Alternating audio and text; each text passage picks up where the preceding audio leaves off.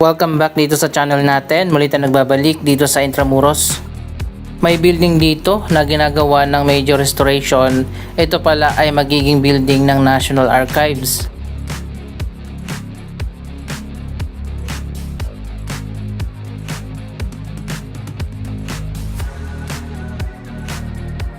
So ayun, malapit na matapos ang ginagawa na major restoration. Dito pala yan sa harap ng Plaza Mexico sa Intramuros.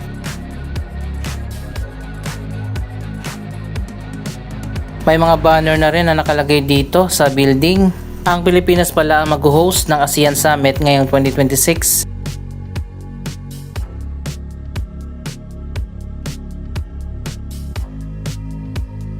Dito naman sa kabila ang Pasig River Esplanade. Siguro naman nakapunta na kayo dito.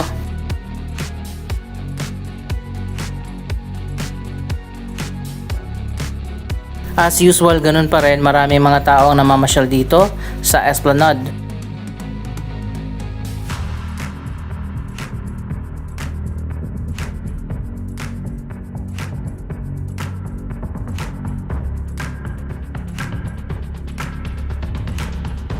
Magiging exciting pala ang 2026 para sa Intramuros at sa buong Maynila dahil ngayong taon na nga sisimulan ang redevelopment sa ilang mga lugar dito sa Maynila.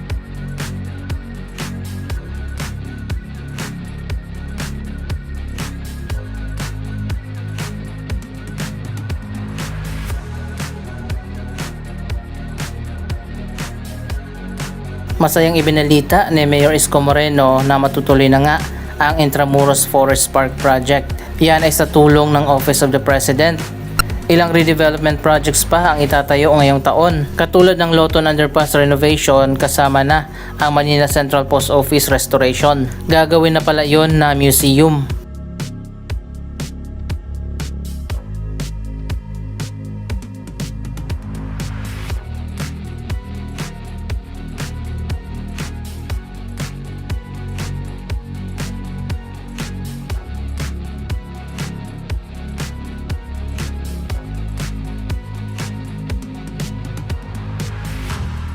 Maganda naman talaga dito sa Intramuros, kaya nga maraming mga turista ang pupunta pa rin dito hanggang sa ngayon. Dapat talaga ayusin nila itong mga electrical wires. Nakakasira sa ganda ng lugar. Nakakahiya din sa mga turista kapag ganito yung makikita nila. Pwede naman sigurong i-request yan sa Meralco na ayusin yan.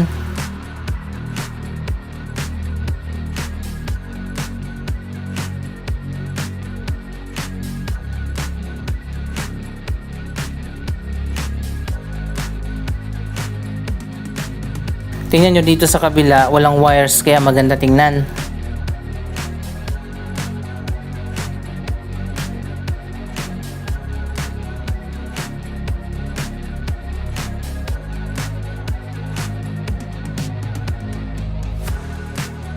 Sana din i-renovate na rin itong Plaza Roma dito sa harap ng Manila Cathedral. Ayun, makikita nyo naman kung gaano ka-dry ang lugar na ito.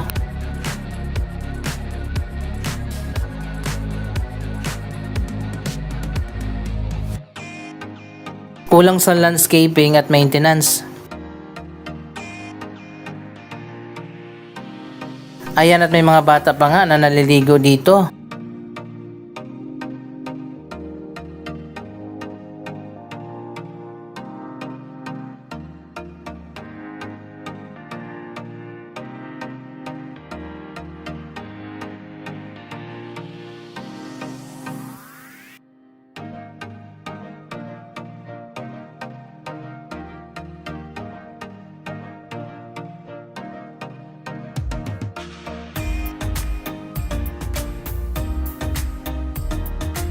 Ang Manila Cathedral ay isa rin sa pinaka-popular na wedding venue. Marami ang nagpapakasal dito.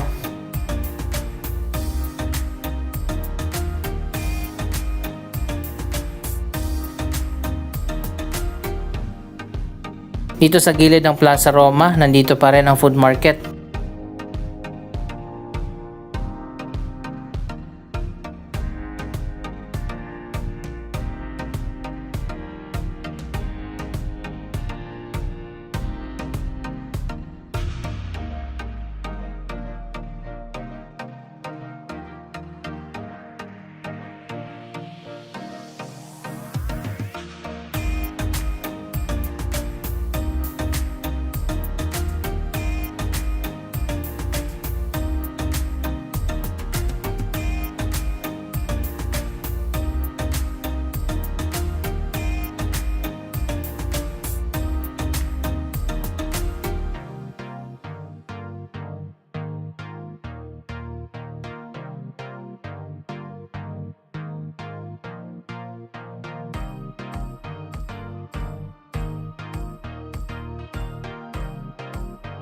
Hindi lang pagkain ang binebenta dito, meron din mga souvenirs.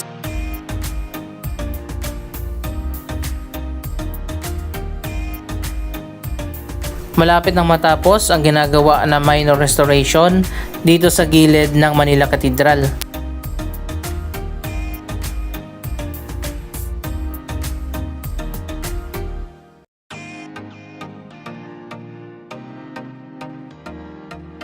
So ayun guys, ito na lang ngayon ang ginagawa.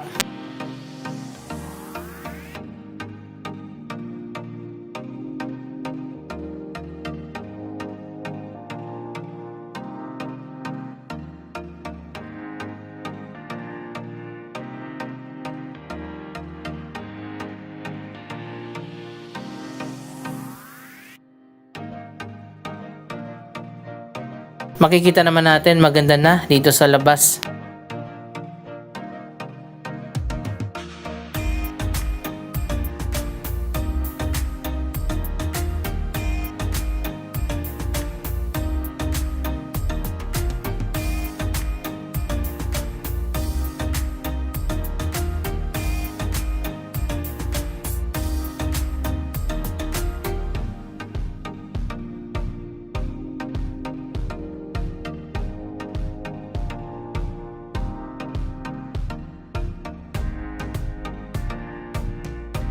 Kapag napunta kayo dito sa Intramuros, maraming mga bagong museum ang nagbukas. Dito kayo pumunta sa May Anda Street, bukas na ang bagong Museo de Intramuros, pati na ang Foro de Intramuros.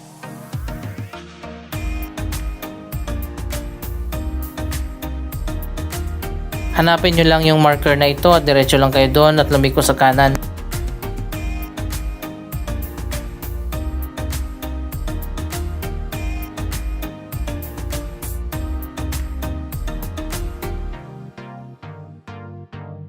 Unang ginawa na project dito last year ang pagsasaayos nitong buong General Luna Street. Nilatagan ito ng mga bricks at ngayon napakaganda na. Napaka-smooth na maglakad dito.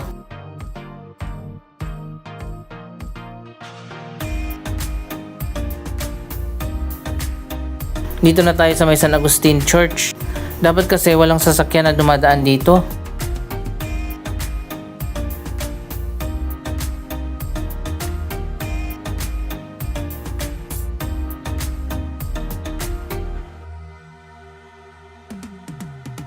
Madadaanan pala natin dito yung nasunog na barangay. Ayan, makikita nyo naman, unti-unti na silang nagre-rebuild ng kanilang mga bahay. Paano ba nagkaroon ng barangay dito? Di ba ang Intramuros ay isang government property at isang UNESCO Protected Heritage Site?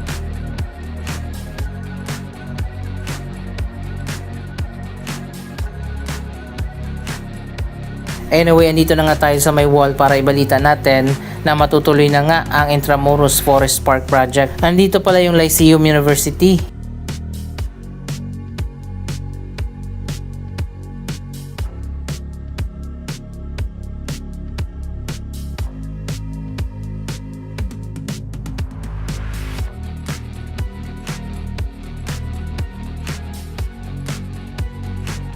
Dito tayo dadaan, paakyat dyan sa taas.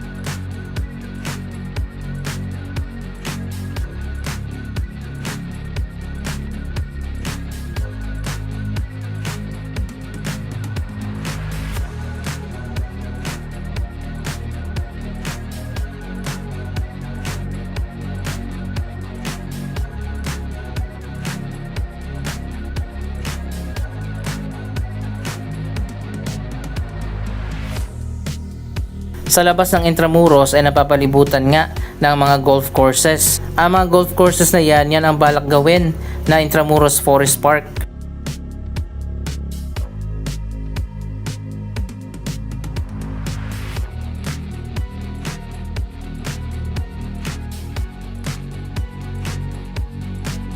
So ayun guys, nagkakaroon na pala ng clearing dito.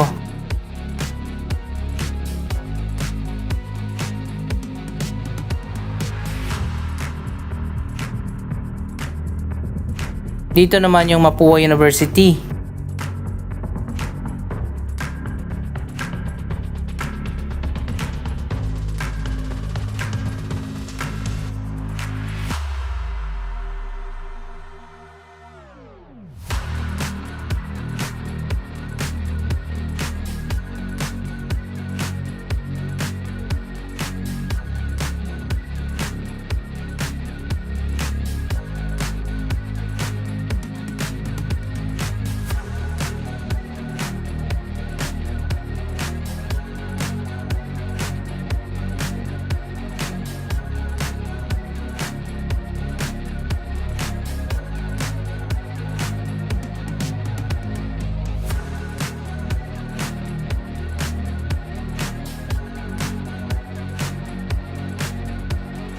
Ito ay maliit na bahagi lang ng Intramuros Golf Course. Malawak pa yan paikot hanggang doon sa Manila Bay Area.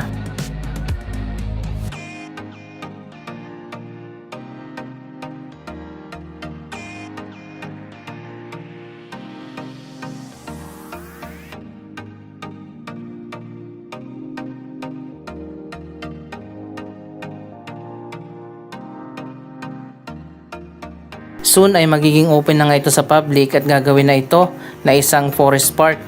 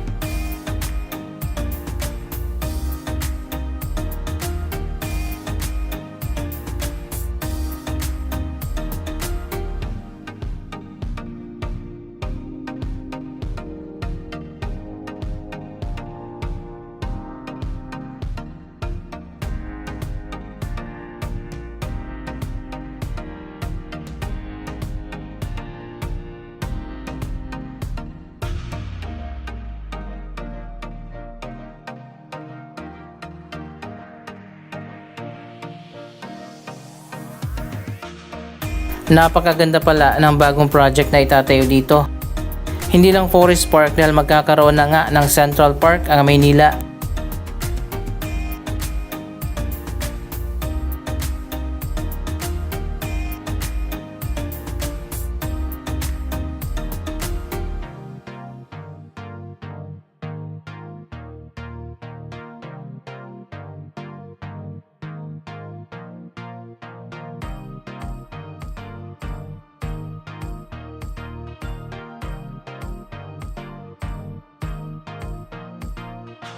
Dito sa kabilang side, malawak pa yung area ng golf course.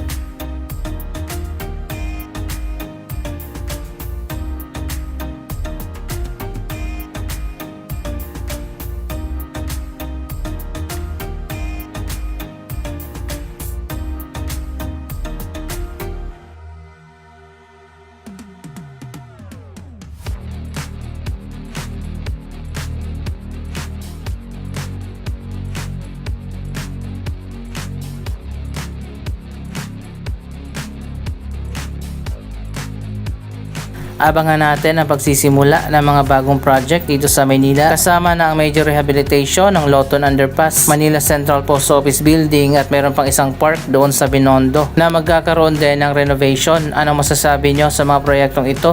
Mag-comment lamang din sa baba ng inyong mga reaksyon. Maraming salamat sa inyong panonood. Huwag kalimutan na i-like, i-share ang video ito at mag-subscribe. Thank you for watching!